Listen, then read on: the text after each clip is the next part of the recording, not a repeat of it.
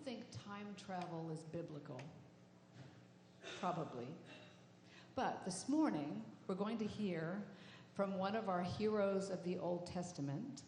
And we think from hearing his story and his family and his story of faith, we might come to know the character of Joseph a little bit better. This is Joseph of amazing Technicolor Dreamcoat Joseph, the Joseph of Genesis. And so we invite Joseph this morning to come and tell us his story. Joseph?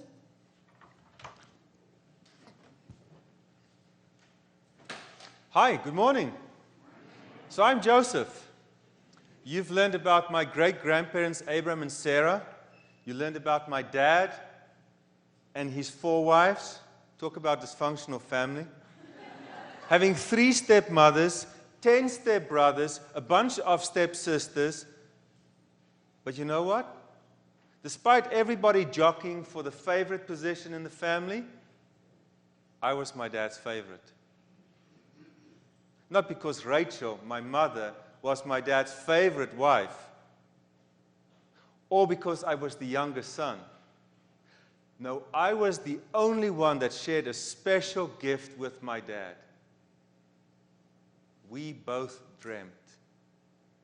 We had dreams so vivid that years after the fact, we could still remember and see those dreams as if they happened right there in front of you. My dad used to tell the story of when he fled from Uncle Esau after stealing his birthright. They're okay right now. They're friends again. And that night when he slept, he saw this ladder going up to heaven and the angelic beings climbing up and down. And the way my dad pictured that for me, it was just amazing. And then it happened. I started dreaming. And I could always go to my dad, Jacob, and share with him the dreams I had. Did I mention I'm a teenager? And I had to brag? I once had this vivid dream. We were in the harvest season, and I was a sheaf, and my brothers, the 10 sheaves, were bowing down and worshiping me. And of course, I had to tell them about it. Heck, did I know they were going to be angry and peeved at me? But what broke the camel's back? We actually invented that saying. That last straw was when my dad, at my 17th birthday, gave me the most exquisite dream coat. Iridescent blue, flecks of red and turquoise. I couldn't do manual labor in it. It could get torn or dirty. I couldn't walk behind the sheep like my brothers and be a shepherd in my beautiful cloak. It could get ruined. I was good for other stuff, like telling on them. And I did it well. And my dad knew it. So he sent me out after them to go check on them if they were making a mess of the sheep or not. And as I got to them, I was just about to greet them. They pulled off my cloak, put me in a water pit, and just dropped me in there. I was yelling and screaming and asking for help, and nobody answered. That night at the campfire, I listened intently to the conversation. And they were arguing with one another. Some of them said, "Let's kill him." And that's when I shut up. This was something serious. The days went by, and then one day suddenly, the pit opens up, sunlight comes in, and they throw down a rope. I gladly take it, and I climb out, and I reach out my hands to say thank you to my brothers, only they bound me. 2 of them took me and put me on a camel, and there I go. And I'm asking my captors what's happening. And they speak a funny dialect some of our distant relatives speak. And I was able to understand that they were on their way to Egypt. And they were going to sell me as a slave. And I'm not ashamed to admit it, I cried. I cried like a baby. How could my brothers betray me like this? What lie were they going to tell to my mom and dad? That a wild animal had devoured me? That people had taken me captive and they were only shepherds and couldn't protect me? one thing that I clung to was my faith in Yahweh. My God would not leave me alone and would go with me wherever I went. I couldn't have asked to end up in a better household than Potiphar's. Potiphar was the military leader for the Pharaoh. He was an amazing warrior and strategist. I started at the bottom, the lowest of the slaves. And I worked my way up through being hardworking and diligent. And Potiphar saw my skills. He made me the head of his entire household, the second in command. I was in charge of writing letters, correspondence, seeing the food, buying beer, taking care of his entire household. And just when I thought I was in the right place and maybe God has a plan for my life, she lusted after me. Day after day. And I said, I cannot do this.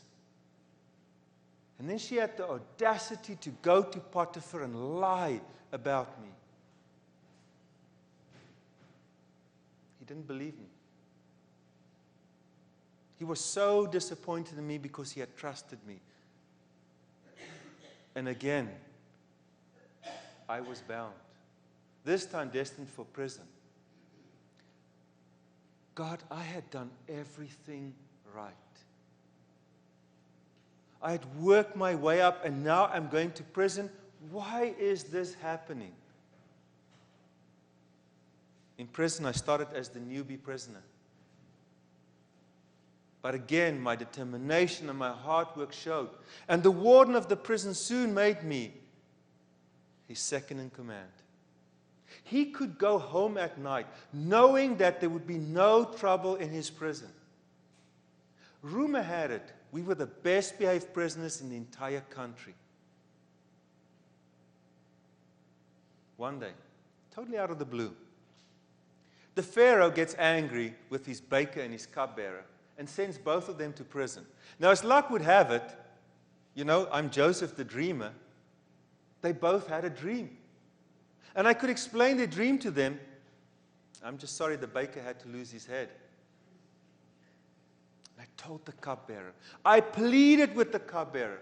When the Pharaoh reinstates you, please remember me. My hope soared, my heart soared.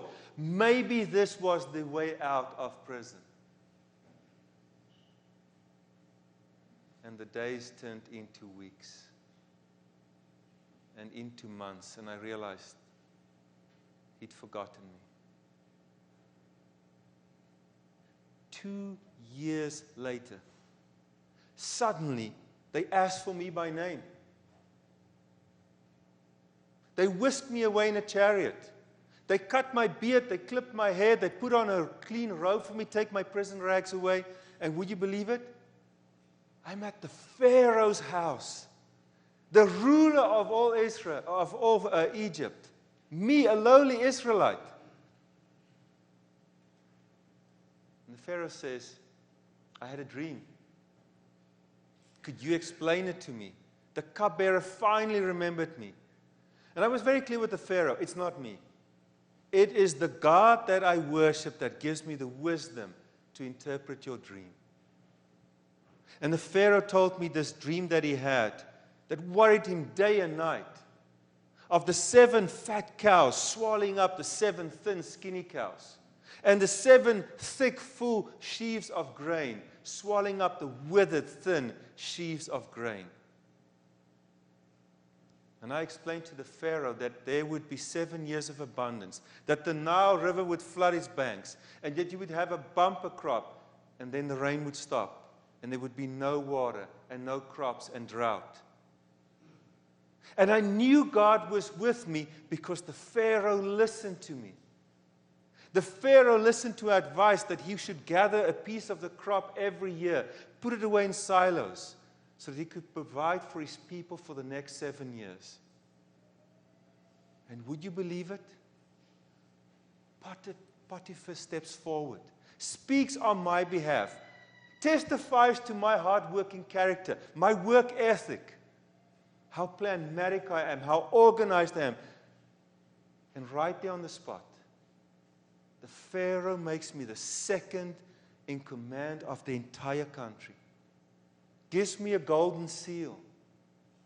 Gives me all the authority to go to the farmers and negotiate and get some of the grain to squirrel away for the drought. Finally, I was in a position of power, and God had taken me from a lowly slave and a prisoner to be second over all of Egypt. But the pain doesn't go away. I had 2 sons. I named the first one Manasseh, which means to forget. I tried so desperately to forget the hurt, the things that have happened in my life, the things that God had allowed. And I named the second one Ephraim, which means to be fruitful. Because God had made me fruitful in the place where I was a stranger. But in the names, every time I called Manasseh and every time I called Ephraim, there was pain because I missed my family.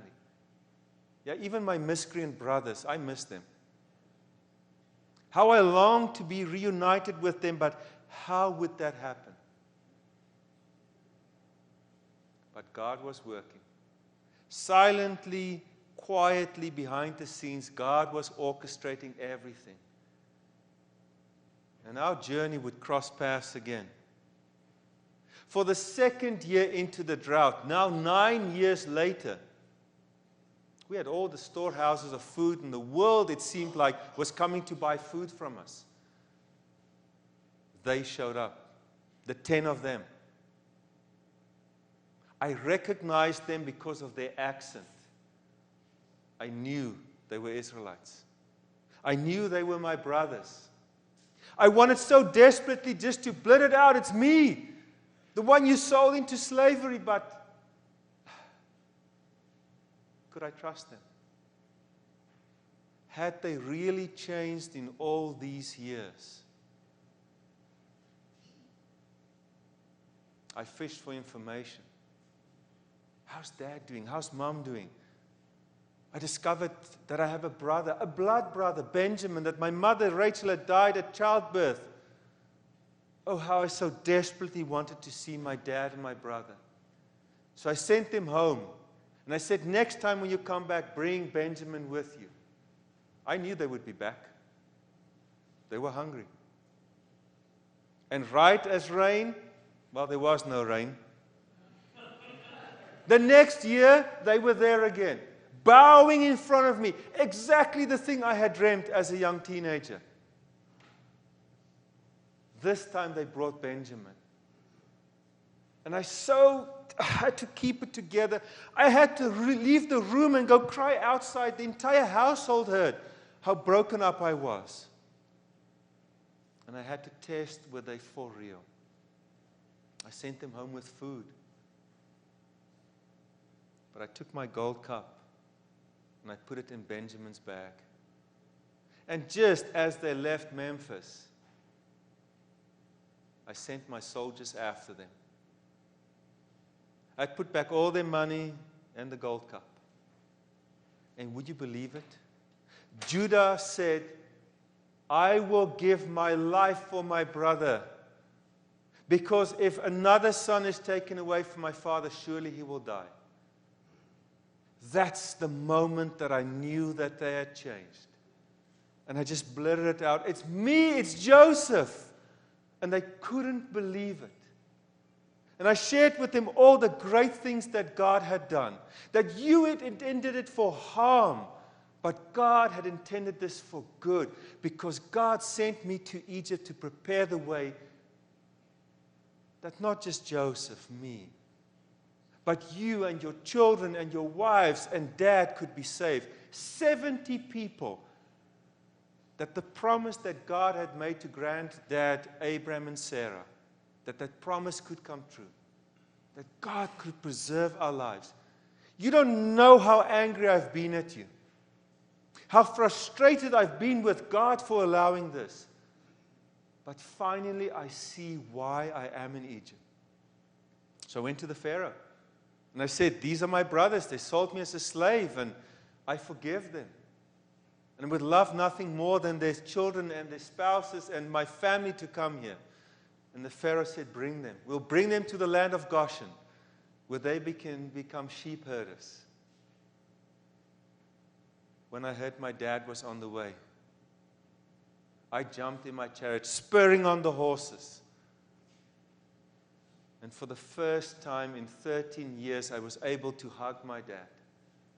I cried. He cried. My brothers cried. Okay, it was a sob fest. God had preserved life. And I had to go through all of this to preserve their lives.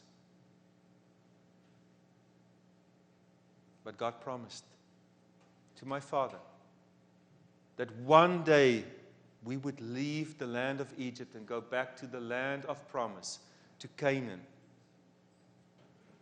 You'd ask me, what have I learned in this? It's about God. Yeah, God and some self-insight. Maybe you shouldn't share all your dreams. But I learned mostly about God. That often when I didn't see it in my darkest moments, my bleakest circumstances, that God was still there. God was there when they sold me. God was there when I went to prison. God was there when I was before the Pharaoh explaining his dreams. And in other times, God was there point blank, right in front of me. I could see God at work. And I think the thing I had to learn as I grew older was to realize that in some circumstances, it's okay to ask God, why did you let me down? Why did you allow this to happen to me? And sometimes it works out good and well, as in my case. But I think the bigger picture I walked away from this was it wasn't just about me. God is a God of community.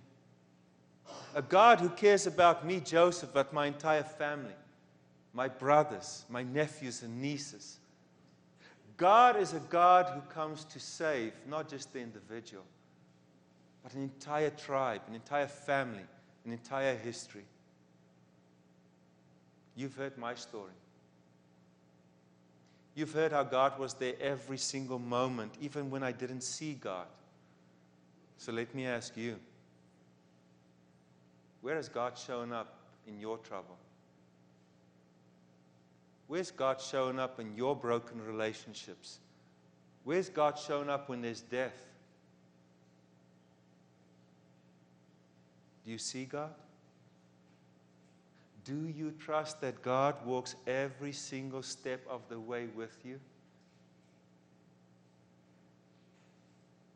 I hope you dream. And I hope God makes your dreams come true. And I hope in your troubles and in your darkest days that God opens up that door, that pit, and pulls you out. And that's my story, and I'm Joseph. Amen.